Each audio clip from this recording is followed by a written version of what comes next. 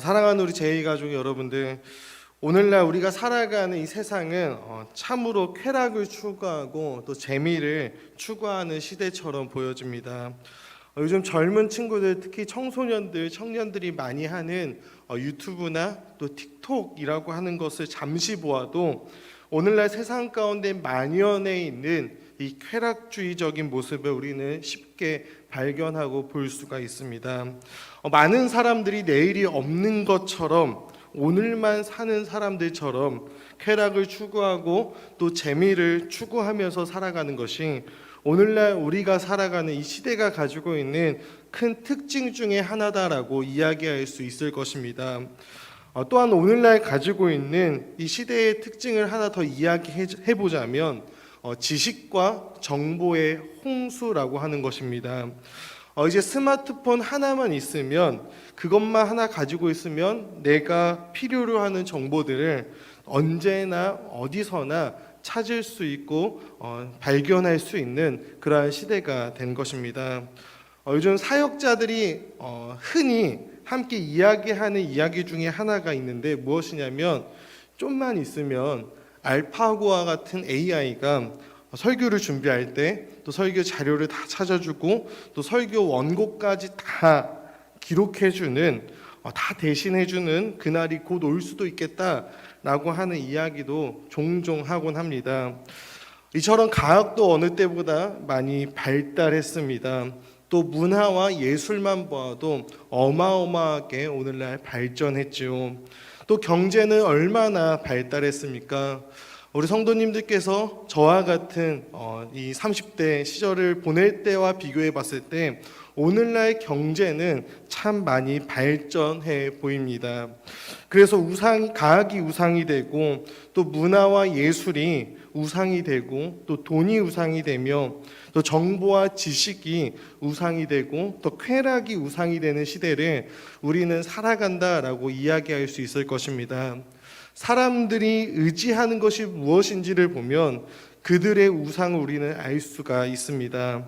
세상 사람들은 하나님을 의지하지 않고 돈을 의지하고 또 쾌락을 의지하고 과학과 문화 또 지식과 정보를 의지하면서 살아가고 있기 때문이죠. 그렇다면 이러한 시대를 살아가는 우리 그리스도인들, 이러한 세상을 살아가는 우리 성도들, 하나님의 자녀인 우리들은 과연 어떻게 이러한 시대 가운데, 이런 세상 가운데 우리는 살아가야 하는 것일까요? 오늘 우리가 함께 나눌 이 말씀을 통해서 우리가 함께 알아가며 또 은혜 받는 시간이 되기를 간절히 소망합니다. 오늘 우리가 함께 읽은 본문을 보면 이 사도 바울이 이제 아덴이라고 하는 곳에 이르게 되었습니다. 하나님께서 마게도니아라 가라라고 하는 한 상을 그에게 보여주시고 바울은 먼저 빌립보로 갑니다. 빌립보로 그가 갔다가 그 다음에 데살로니가로 이 바울이 이동하게 되어집니다. 그리고 이 바울은 그가 가는 곳마다 회당에 가서 이 유대인의 회당에서 하나님의 말씀을 가르치고 예수 그리스도의 복음을 증거합니다. 그가 성경을 가르치고 전하자 그곳에 많은 사람들이 회심하는 역사가 일어났지만 또한 유대인들의 시기로 인해 그는 핍박을 받게 되어집니다. 그렇게 바울과 바울의 일행은 이 데살로니가에서 베레아라고 하는 곳으로 이르게 됩니다. 이 베레아에 이르러서 바울은 그곳에서도 유대인의 회당에 들어가 성경 말씀을 그들에게 가르칩니다. 그리고 그곳에서도 많은 사람들이 믿게 되는 놀라운 역사가 일어나게 되는 것이죠. 그러나 이 베레아에서 바울이 성경을 가르친다라고 하는 이 소식을 데살로니가에 있던 유대인들이 알게 됩니다. 그리고 베레아까지 찾아와 바울이 복음을 전하는 것을 알고 거기에서 또 소동을 일으키게 되는 것이죠. 그리고 바울은 그렇게 아덴에 이르게 됩니다. 그렇다면 오늘 바울이 이르게 된 이 아덴이라고 하는 이 지역은 과연 어떠한 장소였을까요? 오늘 본문에 나오는 이 아덴은 우리가 잘 알고 있는 지명으로는 그리스의 아테네라고 하는 곳을 가리킵니다. 이 아테네라고 하는 이 지역을 생각하면 우리는 먼저 철학과 문명 문화의 도시라고 하는 것이 떠오를 것입니다. 우리가 잘 알고 있는 철학자 소크라테스, 또 플라톤, 아리스토텔레스와 같은 이 유명한 철학자들이 바로 이 그리스 아테네 출신들이죠. 당시에 이 아덴이라고 하는 곳은 경제적으로 또 정치적으로는 고린도라고 하는 지역보다는 못했지만 예술과 학문, 문화에 있어서는 유럽 전역에서 가장 앞서 있는 도시였습니다. 그래서 이 아덴을 가리켜 이런 유명한 말도 있습니다. 로마가 비록 정치적으로 헬라를 정복했지만 문화적으로는 헬라에 패배했다라고 하는 이야기도 있는 것이죠. 또한 이 아덴에는 수많은 신들이 존재합니다. 그들은 모든 것을 신으로 여겼습니다. 이것을 범신론이라고 이야기할 수 있습니다. 이와 관련해서 아덴의 시민보다 아덴에 있는 신들의 수가 더 많다라고 하는 말도 있을 정도이죠. 아덴에 사는 이 시민들의 인구보다 그들이 섬기는 신의 수가 그 지역에 더 많이 있다라는 것입니다. 그만큼 이 아덴은 수많은 신들을 만들고 그 신들을 섬기고 있었던 지역이 바로 이 그리스 아테네였습니다. 우리가 잘 알고 있는 이 그리스 신화만 보아도 이곳에 얼마나 많은 신들이 있었고 얼마나 많은 신화가 그 안에 존재했는지를 우리는 알 수가 있습니다. 그런데 이러한 신들에 대한 이야기는 우리가 잘 알고 있듯이 대부분 쾌락과 관련된 이야기들입니다. 신들이 인간과의 관계를 통해 이 쾌락의 관계를 즐기며 신의 쾌락을 위해 존재하는 그런 인간에 대한 이야기를 이 그리스 신화들은 다루고 있는 것이죠. 그리고 이러한 쾌락적인 신화라고 하는 것은 당연히 이 인간들, 이 지역의 사람들의 삶과도 연결이 될 수밖에 없습니다. 이러한 그들의 사상은 그들로 하여금 삶을 쾌락적으로 이끌게 되었던 것입니다. 사랑하는 우리 성도 여러분, 이렇게 본다면 이 아덴이라고 하는 곳, 이 도시는 어떠한 도시였을까요? 철학과 학문, 이 지식이 발달했으며 예술과 문화가 발달했고 수많은 신과 신화가 있었고 그에 따라 쾌락을 추구하는 상당히 매력적인 도시였던 것입니다.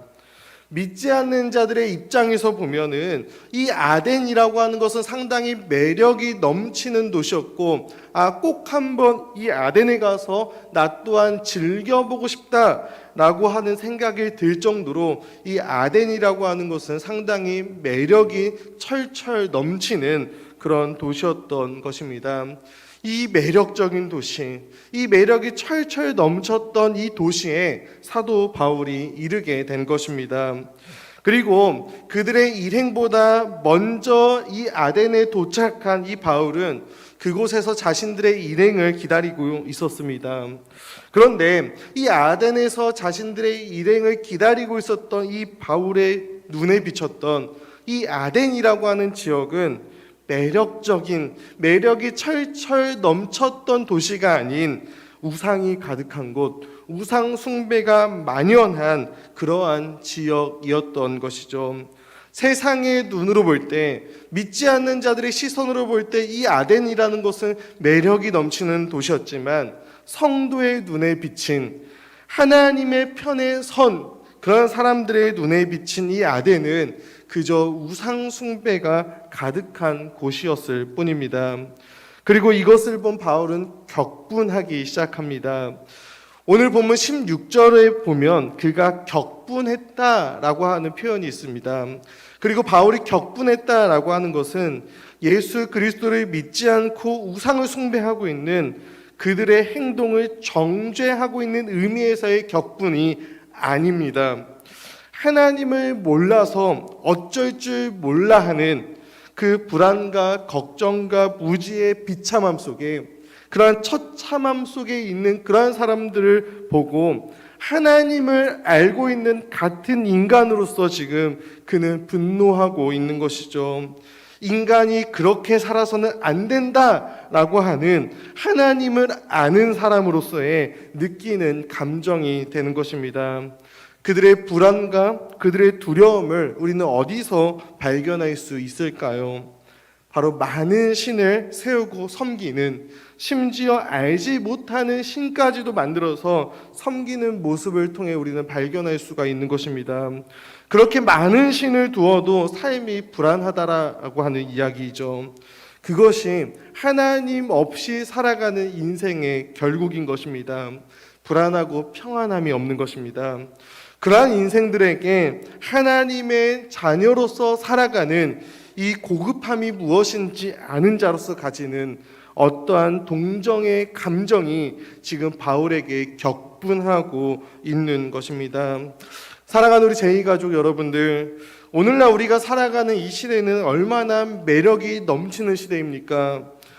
점점 세상은 쾌락을 또 재미를 추구합니다. 과학이 발달되고 문화와 예술 또 지식과 정보가 어느 때보다도 넘쳐나고 있습니다.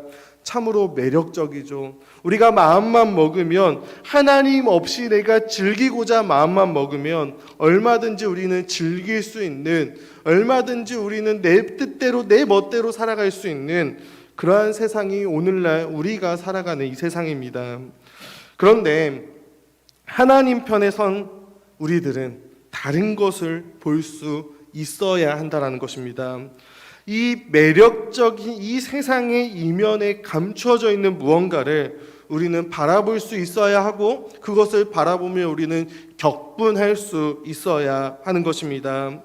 사람들이 쾌락을 추구하고 재미를 추구하는 이면에 있는 하나님 없는 자들의 불안과 걱정과 초조함을 우리는 발견할 수 있어야 하는 것이죠.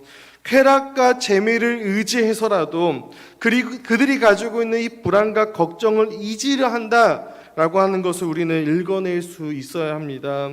사람들이 점점 과학을 의지하고 이성을 의지하고 돈을 의지하는 그 이면에 숨겨져 있는 불안과 걱정을 우리는 읽어낼 수 있어야 하는 것이죠. 과학을 의지해서 또 이성을 의지해서 혹은 물질을 의지해서라도, 쾌락을 의지해서라도 그들이 가지고 있는 이 불안과 걱정을 잊으려 한다라고 하는 것을 우리는 볼 수 있어야 합니다. 그리고 그러한 모습을 보면서 우리는 격분해야 하는 것입니다. 불안과 걱정, 이 무지의 처참함 속에서 하나님이 아닌 다른 것들을 의지하는 그런 세상을 보면 우리는 격분해야 하는 것이죠. 이것은 오직 하나님 편에 선 자들, 하나님의 자녀로서의 고급함을 아는 자들만이 가질 수 있는 그러한 감정이 되는 것이죠. 사랑하는 우리 성도님들, 소원하옵기는 하나님께 오늘 예배하는 우리 모두에게 믿지 않는 자들의 눈으로 볼 때는 매력적으로 보이는 이 시대이고 세상이지만, 그 안에 하나님 없는 자들의 불안과 걱정과 무지를 바라볼 수 있는 눈을 우리 모두에게 주시길 간절히 소망합니다. 그리고 그러한 이 세상에서 격분하는 마음을 우리에게 허락해 주시기를 간절히 소망합니다. 그렇게 바울은 회당에서 유대인들과 그리고 경건한 사람들과 또 장터에서는 날마다 만나는 사람들, 즉 헬라인들과 이 바울은 변론을 하기 시작합니다. 여기서 우리나라 말 성경으로는 변론했다라고 이야기되어져 있는데, 우리가 생각하는 이 변증이나 변론이라기보다는 이 말은 누구를 대신해서 격렬하게 싸웠다라고 표현해 볼 수 있을 것 같습니다. 누구를 대신해서 격렬하게 싸웠다. 그렇다면 바울이 누구를 대신해서 싸웠던 것일까요? 바로 예수 그리스도를 대신해서 그가 싸우고 있는 것입니다. 지금 바울은 자기 자신을 위한 변론이 아니고, 자기 자신을 위한 싸움이 아니고, 하나님 편에 서서 하나님을 대신해서 싸우는 변론을 지금 그가 이 유대인들과 또 장터에서 만나는 이 헬라인들과 하고 있는 것이죠. 사랑하는 우리 성도 여러분, 제가 분당우리교회 대학부의 청년으로 신앙생활을 할 때였습니다. 저희 대학부 담당 목사님이신 목사님께서 설교 시간에 한 청년의 이야기를 들려주었습니다. 어떠한 이야기였냐면, 이 청년이 자기가 다니는 학교에서 한 수업 시간에 토론이 있었던 것입니다. 아마 그 수업은 종교에 관련된 수업 내지는 철학에 관련된 수업이었던 것 같습니다. 그리고 그 토론의 내용이 무엇이었냐면 유실론과 하나님이 존재한다라고 하는 유실론과 하나님이 존재하지 않는다라고 하는 무실론의 입장에 각각 서서 서로 논쟁을 하고 토론을 하는 그러한 형식의 수업이 진행되었던 것입니다. 그리고 이 교수님은 유실론을 지지하는 사람이 이쪽에 한번 서봐라, 그리고 무실론을 지지하는 사람이 이쪽에 서봐라 라고 해서 유실론을 지지하는 자들과 무실론을 지지하는 자들을 나눠서 이 토론을 시켰던 것입니다. 그런데 거기에 또 수십 명의 학생들 중에 하나님이 존재한다라고 하는 이 유실론의 편에 선 학생은 몇 명이었을까요? 몇 명이었을까요? 그 청년을 포함해서 그 청년 단 혼자였던 것입니다. 수십 명의 학생이 있었는데 그 중에 그 청년 혼자만이 하나님이 존재한다라고 하는 것을 주장하는 입장에 선 것입니다. 분명히 그 수업을 듣는 학생들 중에 교회를 다니는 청년이 그 친구 말고 분명히 또 있었을 것입니다. 그런데 오직 그 청년 혼자만이 하나님은 존재한다라고 하는 입장에 서서 하나님의 존재를 주장하는 토론을 진행하게 되었던 것입니다. 그리고 이 청년은 토론을 준비하는 과정 가운데서 참 많은 외로움을 느꼈고 또 서글픔을 느꼈고, 그리고 혼자서 이 토론을 진행해야 된다, 이 논쟁을 진행해야 한다라고 하는 부담감을 갖고 있었던 것입니다. 그래도 이 토론을 그는 포기할 수가 없었던 것이죠. 왜 그럴까요? 모두가 다 하나님이 없다라고 주장하는 그 세상 한가운데서 하나님의 편에 서서 하나님을 대신해서 싸워야 한다는 것을 그가 알았기 때문입니다. 사랑하는 우리 제2가족 여러분들, 이것이 우리가 해야 하는 바로 싸움이고 우리가 해야 하는 변론이 되는 것입니다. 우리는 나를 위해서 싸우는 것이 아니라, 나를 위해서 변론하는 것이 아니라, 우리는 하나님의 편에 서서 하나님을 위해서 싸워야 하는 자들이 바로 우리인 것이죠. 그리고 이것이 우리 성도들이, 그리스도인들이 평생의 우리의 삶에 걸쳐서 해야만 하는 우리 앞에 놓여져 있는 싸움, 하나님 편에 서서 하나님을 위해서 싸우는 그 싸움이 되는 것입니다. 사랑하는 우리 성도님들, 하나님 편에 서십시오. 세상은 하나님이 없다라고 말하지만 우리는 하나님의 편에 서서 하나님을 위해서 싸워야 합니다. 오늘날 우리가 살아가는 이 시대를 한번 생각해 보길 원합니다. 많은 비성경적이고 반성경적인 사상들이 얼마나 만연하고 있는지요. 우리의 다음 세대들을 한번 생각해 보겠습니다. 다음 세대를 세우는 신앙 공동체라고 하는 주제를 가지고 우리가 이 표어로 2023년을 시작했습니다.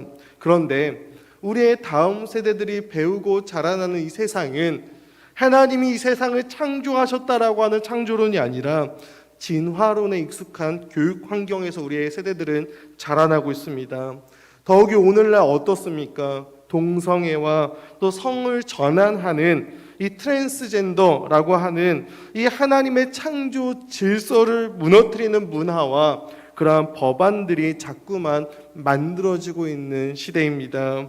사랑하는 우리 성도 여러분, 이러한 시대에 우리는 누구를 위해 또 무엇을 위해 싸워야 하는 것일까요? 하나님을 위해, 하나님의 편에 서서 하나님의 뜻을 위해, 그리고 그분의 말씀을 위해 싸워 나갈 수 있는 사랑하는 우리 모든 성도님들이 되기를 간절히 소망합니다.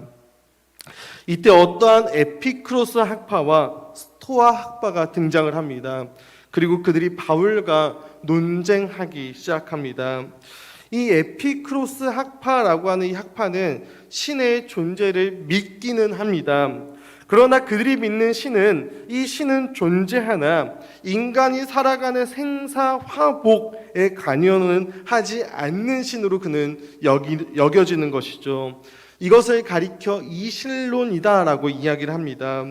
그리고 이 에피크로스 학파는 쾌락을 추구합니다. 그들은 이러한 쾌락을 경쟁적인 삶을 피함으로써, 그리고 강한 정서적인 헌신을 피함으로 이러한 쾌락을 얻을 수 있다라고 그들은 여겼습니다. 그들은 진리는 즐거움을 얻고 또 고통을 피하는 데서 이 진리를 찾을 수 있다, 얻을 수 있다라고 주장했던 무리들이 에피쿠로스 학파들인 것이죠. 반대로 이 스토아 학파라고 하는 것은 모든 것을 신으로 여겼습니다. 그들은 범신론, 모든 것을 신으로 여기고 주장하는 범신론을 주장했던 사람들이죠. 또한 그들은 이성을 최고의 도덕적 판단 기준으로 삼고 이 인간의 이성을 따라서 생각하고 추구하면 완전해질 수 있다라고 믿었던 자들이 바로 이 스토아 학파였습니다.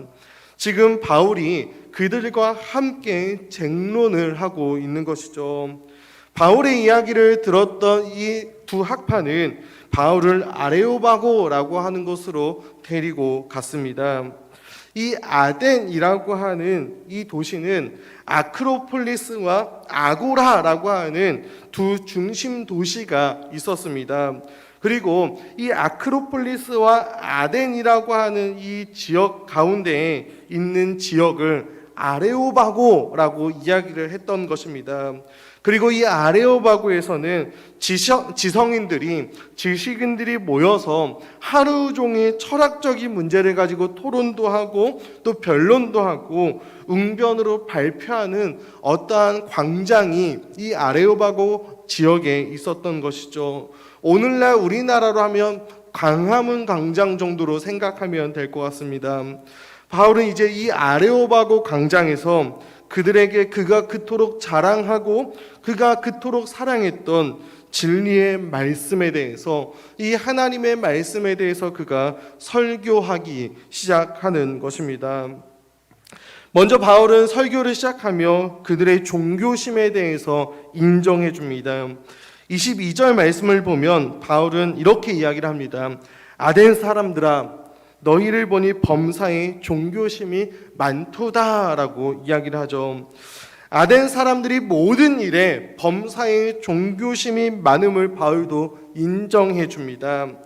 당시 어떤 연설을 할 때 이 연설의 서두에 청중의 호의를 끌기 위해 그 청중들을 칭찬하는 말로 시작하는 것이 그 당시의 관례였습니다. 여기서 바울은 그들의 종교심을 많음을 이야기하며 너희들이 종교심을 많도다라고 하면 그들의 종교심에 대해 인정해주고 있는 것이죠. 하지만 여기서 그가 종교심이 많도다라고 할 때 이 종교심은 그저 그들이 가지고 있는 이 종교적인 열심이 많은 것을 인정하는 것뿐이지 그들의 종교에, 그들의 신앙에 동의한다라고 한다라는 것으로는 볼 수는 없습니다. 그들이 얼마나 종교적이었는지 바울은 그 성에 두루 다니다가 그들이 알지 못하는 신에게라고 새긴 이 단까지도 그가 보았다라고 이야기를 합니다. 그들은 알지 못하는 신에게도 제사를 드리고 있었던 것이죠. 그리고 바울은 이제 그들에게 알지 못하는 신이 아니라, 수많은 우상들이 아니라 자신이 그토록 전하길 원했던 이 성경의 하나님에 대해서 그는 증거하기 시작합니다. 바울은 먼저 천지를 창조하시고 만물을 창조하신 창조주 하나님에 대해서 그는 설교합니다. 그리고 지금도 만물을 주관하고 계시는 주권자 하나님에 대해서 그는 이야기하고 있습니다. 이 하나님에게서, 이 성경이 말하는 하나님에게서 우리의 생명이 주어졌음을 그는 설교하고 있는 것이죠. 바울이 이 아레오바고 광장에서 행한 그의 설교의 핵심은 한마디로 표현하면, 단 한 단어로 표현하면 생명에 관한 것이었습니다. 그의 설교의 핵심은 생명에 있었습니다. 그리고 이 생명은 바로 하나님께 뿌리를 받고 있으며 그 하나님 위에 우리의 생명이 서 있다라고 하는 것을 그는 이야기하고 있는 것이죠. 이것이 바로 성경의 첫 주장이 되는 것입니다. 하나님께서 우리에게 생기를 불어 생명을 시작하게 하셨을 뿐만이 아니라 우리가 그 생명을 붙들고 있는 동안에 생명을 유지하는 일도 오직 주권자 하나님께서 하신다라고 하는 이야기를 그가 전하고 있는 것이죠. 하나님은 세상을 지으셨습니다. 그렇기 때문에 우리 하나님은 신전이나 제사가 필요하지 않으신 분이십니다. 또한 26절과 27절을 통해 볼 수 있는 사실이 무엇입니까? 우리는 하나님과 교제하기 위해 하나님에 의해서 창조되었다라는 사실입니다. 하나님은 우리 인간들이 사람들이 자신을 찾도록, 즉 하나님을 발견하도록 인간을 창조하셨습니다. 그리고 그 하나님은 우리와 멀리 계시지 않는 하나님이심을 그는 이야기하는 것이죠. 에피쿠로스 학파는 아까 이야기했듯이 그들이 믿는 신은 어떠한 신이었냐면 멀리 있는 신이었습니다. 인간의 생사 화복에는 상관없는 멀리 있었던 신을 이 에피쿠로스 학파는 주장했습니다. 그러나 바울은 그들에게 27절의 말씀을 통해서 분명히 이야기하고 있는 것이죠. 그는 우리 각 사람에게서 멀리 계시지 아니하는도다. 왜 하나님은 우리에게서 멀리 계시지 않으실까요? 바로 그 하나님은 우리와 교제하길 원하시는 그러한 하나님이시기 때문입니다. 우리를 창조하시며 우리에게 생명을 주시고 우리로 하여금 자신을 발견하고 찾게 하시는 하나님, 그 하나님은 가까이 계시며 우리와 교제하기를 원하시는 하나님이시다라고 하는 것을 그는 이야기하고 있는 것입니다. 28절과 29절의 말씀을 이어서 함께 읽어보겠습니다. 우리 28절과 29절 함께 읽어보겠습니다. 시작. 우리가 그를 힘입어 살며 기동하며 존재하느니라. 너희 시인 중에 어떤 사람들의 말과 같이 우리가 그의 소생이라 하니 이와 같이 하나님의 소생이 되었은즉 하나님을 금이나 은이나 돌에다 사람의 기술과 고안으로 새긴 것들과 같이 여길 것이 아니니라 라고 이야기를 합니다. 당시에 헬라 철학자들이 가장 고민했던 것이 세 가지가 있었습니다. 그 당시 헬라 철학자들은 생명이 어떻게 생겨나는가, 그리고 운동은 어떻게 일어나는가, 그리고 마지막으로 존재라고 하는 이 세 가지를 이 헬라 철학자들은 늘 고민했던 것입니다. 생명과 운동과 존재. 그런데 이 세 가지에 대해서 바울은 28절을 통해서 대답해 주고 있는 것이죠. 우리가 그를 힘입어 살며 생명입니다. 우리가 그를 힘입어 기동하며 운동인 것이죠. 그리고 존재하느니라 라고 바울은 이야기합니다. 이 모든 것이 창조주 하나님에 의해서 우리에게 주어진 것이다 라고 하는 것을 바울은 이야기하고 있는 것입니다. 그래서 우리의 하나님은 금이나 은으로 또 돌에다 사람의 기술과 같은 것으로 고안해내서 새긴 그러한 것들과 그러한 우상들과 우리의 하나님은 비교할 수 없는 분이심을 그는 이야기하고 있는 것이죠. 아덴에 있는 모든 우상들, 모든 신들은 다 사람의 손으로 만든 것들이었습니다. 그런데 그런 아덴에서 바울이 이야기하는 것이 무엇입니까? 내가 너희들에게 전하는 우리의 하나님은 그러한 잡다한 우상들과는 다르다는 것이죠. 왜냐? 우리가 하나님을 만든 것이 아니요, 너희들이 우상을 만들어 찍어내는 것처럼 우리가 믿는 하나님은 우리가 만들어낸 것이 아니요, 그 하나님께서 우리를 살게 하시며 움직이게 하시며 그 하나님께서 우리를 존재하게 하셨기 때문이다 라고 지금 바울은 이야기하는 것입니다. 사랑하는 우리 제2교회 성도 여러분, 이 하나님을 믿으십니까?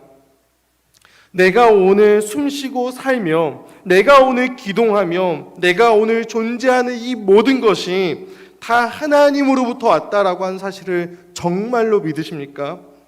내가 살아 숨쉬는 이 모든 것이 하나님께 속해 있음을 진짜로 믿으십니까? 우리가 살아가는 이 생사 화복이, 이 모든 것이 하나님의 주권 안에 있음을 정말로 우리는 믿으며 살아가고 있습니까? 사랑하는 우리 성도 여러분, 혹시 실천적 무신론자라고 하는 말을 들어보셨나요? 실천적 무신론자. 이 말이 어떠한 말인 줄 아십니까? 교회는 다니지만 마치 하나님이 없는 것과 같이 살아가는 자들을 가리켜 실천적 무신론자다라고 이야기를 합니다. 자기의 삶으로 내가 하나님이 없다라고 하는 것을 증명해내면서 살아가는 사람들을 가리켜 실천적 무신론자라고 이야기를 하는 것입니다. 오늘날 이 교회 안에 마치 하나님이 우리의 생사화복을 주장하시고 우리가 살아 숨쉬는 모든 것이 하나님께 속해 있다라고 하는 이 사실을 믿지 못하고 살아가는 교인들이 얼마나 많은지요. 사랑하는 우리 제2교회 여러분들이 정말로 이 사실을 믿냐라는 것입니다. 여기 앉아 계시는 분들 중에는 그런 분들이 없겠지만 이 사실을 우리가 믿는다면 우리가 교회를 다니면서 어떻게 새해가 되면 점집에 찾아다니고 무당을 찾아다닐 수 있겠냐라는 것이죠. 여기 앉아 계시는 분들은 중에는 없겠지만 우리가 어떻게 그 하나님을 믿는다면 그저 우리가 믿는 하나님을 내 소원을 들어주는 그저 그런 수단으로 믿을 수 있겠냐라고 하는 것입니다. 우리가 이 사실을 진정으로 믿는다면 우리는 그렇게 재물에 돈에 목매어 살지 않을 것입니다. 우리가 이 사실을 진정으로 믿는다면 우리의 자녀들로 하여금 우리의 다음 세대들로 하여금 세상의 것들을 의지하며 살아가게 만들지 않을 것입니다. 우리가 진정으로 이 사실을 믿는다면 어떻게 우리가 세상 사람들이 의지하는 것들을 똑같이 의지하며 어떻게 세상 사람들이 목매는 것들에 똑같이 목을 매며 살아갈 수 있겠냐라는 것이죠. 사랑하는 우리 제2교회 성도 여러분, 우리의 모든 것이 하나님께 속해 있음을 믿으며 우리의 생사화복이 이 모든 것이 하나님의 손안에 있음을 믿으며 하나님을 신뢰하는 가운데에 우리에게 주어진 매일의 삶을 믿음으로 살아갈 수 있는 우리 모두가 되기를 간절히 소망합니다. 이제 바울은 더 나아가 회개의 복음을 전하기 시작합니다. 우리 30절과 31절 함께 읽도록 하겠습니다. 시작. 알지 못하던 시대에는 하나님이 간과하셨거니와 이제는 어디든지 사람에게 다 명하사 회개하라 하셨으니 이는 정하신 사람으로 하여금 천하의 공의를 심판한 날을 작정하시고 이에 그를 죽은 자 가운데서 다시 살리신 것으로 모든 사람에게 믿을 만한 증거를 주셨음이니라 하니라. 이제 바울은 그들에게 회개를 촉구하고 있습니다. 알지 못하던 시대에 그들이 무지했을 때 하나님에 대해서 무지하여서 그들이 알지 못하는 신을 만들고 하나님을 다른 잡다한 우상들과 같이 여겼던 그 모든 것들을 하나님이 간과하셨다라고 이야기를 하죠. 바울은 이 하나님의 자비와 하나님의 은혜를 이야기하면서 동시에 이제 너희들이 회개해야 한다, 회개할 것을 이야기하고 있습니다. 하나님에 대해 무지했던 그 모든 것들, 하나님을 다른 잡다한 우상들과 여겼던 그 모든 삶에서 너희들이 돌이켜서 참된 진리 안으로, 참된 하나님께로, 성경이 증거하고 이야기하는 하나님께로 돌아올 것을 바울은 그들에게 요구하고 있는 것입니다. 그러면서 바울은 회개가 필요한 그 이유에 대해 두 가지를 이야기해 줍니다. 회개가 필요한 이유는 두 가지가 있습니다. 하나는 하나님께서 심판의 날을 정하셨다라는 것입니다. 하나님께서 심판의 날을 정하셨습니다. 우리는 알 수 없으나 하나님께서 심판의 날을 정해 놓으셨습니다. 그리고 하나님께서 정하신 이 심판의 날은 반드시 임할 것입니다. 그때는 알 수 없으나 그 일은 반드시 일어나는 것이죠. 그렇게 바울은 회개를 촉구하고 있는 것입니다. 이 심판이 확실하기에. 둘째는 하나님께서 이 심판의 날에 심판할 재판관을 정하셨기 때문입니다. 누구시죠? 바로 하나님을 대신하여 심판을 대행할 분, 예수 그리스도십니다. 그 정하신 사람, 바로 예수 그리스도를 가리키는 것이죠. 그로 하여금 이 천하를 공의로 심판할 것입니다. 그렇다면 예수께서 어떻게 이 재판관이 되실 수 있었을까요? 하나님께서 그를 죽은 자 가운데서 다시 살리셨기 때문이다라고 오늘 본문에서 바울은 이야기하고 있습니다. 예수 그리스도의 부활 사건으로 말미암아 그는 심판자의 자격을 갖추게 된 것입니다. 죽은 자 가운데서 부활하신, 죽은 자 가운데서 다시 살아나신 그 예수 그리스도만이 오직 살아있는 자와 죽은 자들을 심판할 수 있는 권위를 부여받게 되는 것입니다. 사랑하는 우리 제2가족 여러분들, 오늘날 우리가 정말로 듣기 힘든 메시지가 무엇입니까? 바로 이 회개와 하나님의 심판에 대한 메시지입니다. 회개에 대한 이야기를 하면, 이 하나님의 심판에 대한 이야기를 하면 교회는 성장하지 않는다. 회개에 대해서 너무 강조하면 사람들이 듣기를 꺼려하고 힘들어한다, 모이지 않을 것이다 라고 하는 이유 등으로 오늘날 이 회개와 하나님의 심판에 대한 메시지가 점점 사라지고 있지는 않은지요. 대신에 우리를 격려해주고 위로해주는 그런 메시지들은 많아지고 있습니다. 우리가 오늘날 나오고 있는 찬양들도 마찬가지입니다. 요즘 나오는 많은 찬양들 중에 많은 부분이 위로와 격려해주는 내용들이 담겨져 있습니다. 하나님을 위한 찬양이 아니라 우리를 위한 찬양이 되어지는 것이죠. 물론 찬양을 통해, 말씀을 통해 우리가 위로를 받고 힘을 얻고 격려를 얻는 것도 필요합니다. 그런데 중요한 것은 우리가 괜찮지 않은데 자꾸만 괜찮다라고 이야기를 한다면 우리는 계속해서 그렇게 괜찮지 않은 채로 병들어 죽어가게 될 것입니다. 제가 지난 새벽에도 잠깐 이야기했던 내용인데, 제가 이제 신대원 다닐 때 운동을 좋아해서 운동을 하다가 새끼손가락이 부러졌습니다. 새끼손가락이 부러져서 이 새끼손가락이 바깥으로 돌아가 버린 것입니다. 제가 너무 놀라서 이거를 끼고 후다다닥 병원 응급실로 달려갔습니다. 그런데 이제 엑스레이를 찍고 의사의 진단이 뭐냐면 뼈를 잘 맞췄기 때문에 아무 문제가 없을 것이다 라고 진단을 해주고 아무런 조치가 없었던 것이죠. 저는 그 의사의 말을 믿고 당연히 의사가 그렇게 말하니까 괜찮은 줄 알고 그렇게 일상에 돌아가 살아갔습니다. 그런데 이 새끼손가락이 나아야 되는데 한 달이 지나고 세 달이 지나고 6개월이 지나도 여전히 아픈 것입니다. 그래서 제가 다른 병원으로 다시 가서 또 한 번 사진을 찍었습니다. 그런데 그때 이 새끼손가락에서 뼈 조각이 동그란 게 하나가 발견이 된 것입니다. 그때 수술을 했다면 뼈 조각을 맞췄을 텐데 이 수술을 하지 않아서 이 뼈 조각이 이 안에서 다 마모가 되어진 것이죠. 그래서 이제 수술을 할 수 없게 되고 이 뼈 조각이 마모가 되면서 다 신경과 그 근육들을 이렇게 긁어놓은 것입니다. 그래서 통증은 여전히 있는 것이죠. 무엇입니까? 올바른 진단이 내려지지 않으니까 올바른 처방을 받지 못하게 된 것이죠. 이와 마찬가지입니다. 우리에게 필요한 것은 올바른 진단입니다. 괜찮지 않은데 괜찮다 하면 우리는 그렇게 올바른 처방을 받지 못한 채 다 함께 망해가는 것이죠. 그렇게 우리에게 정말로 필요한 것은 회개와 하나님의 심판에 대한 메시지입니다.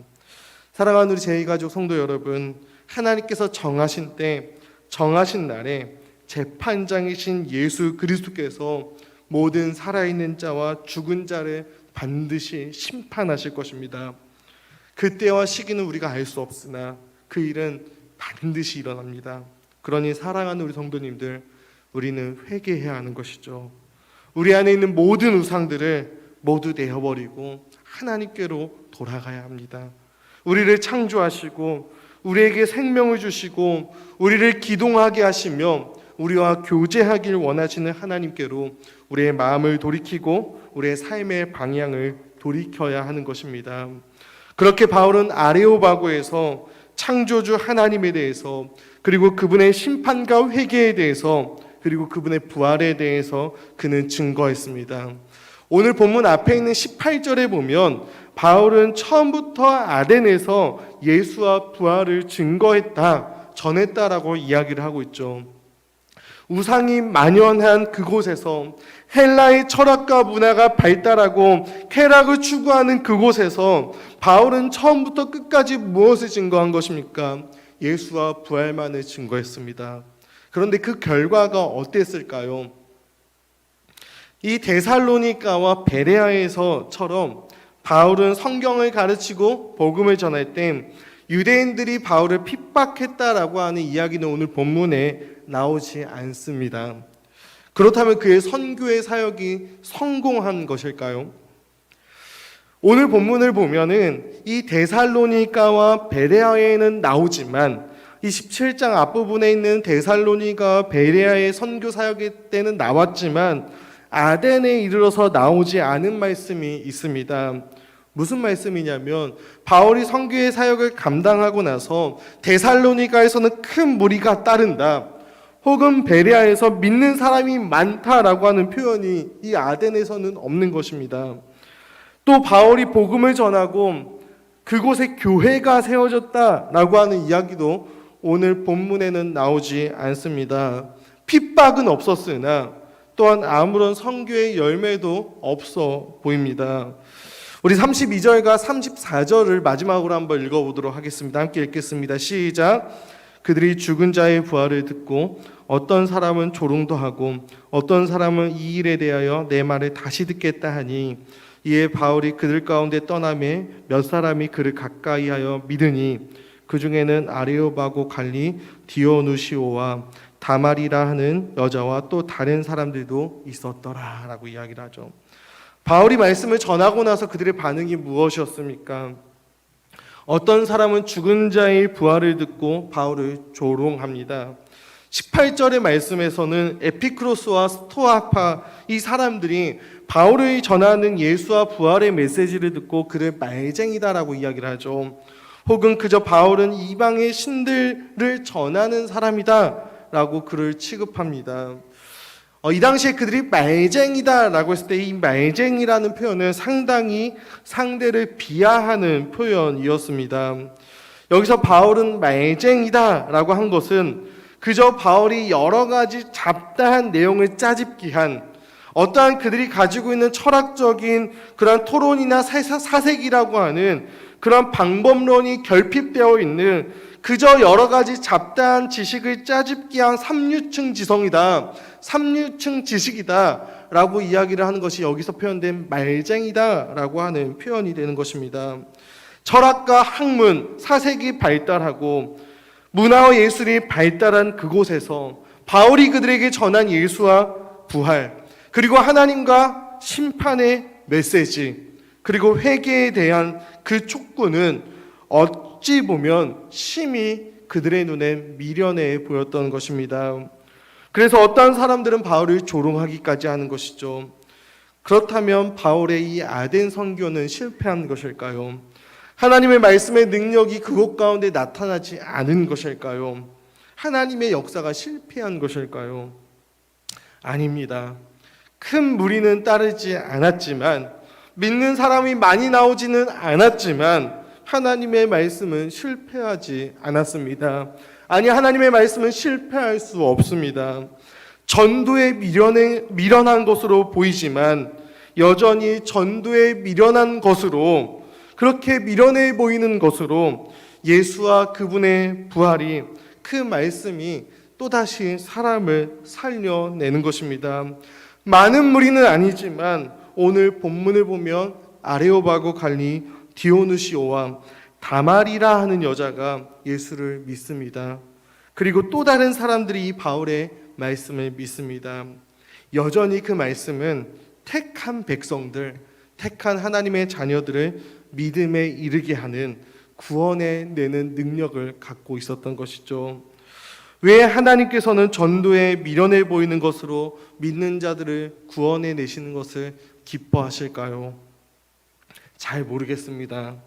그런데 사랑하는 성도 여러분, 그 전도에 미련해 보이는 그 예수와 그분의 부활이, 그 말씀이 오늘 저와 여러분 우리들을 살려냈습니다.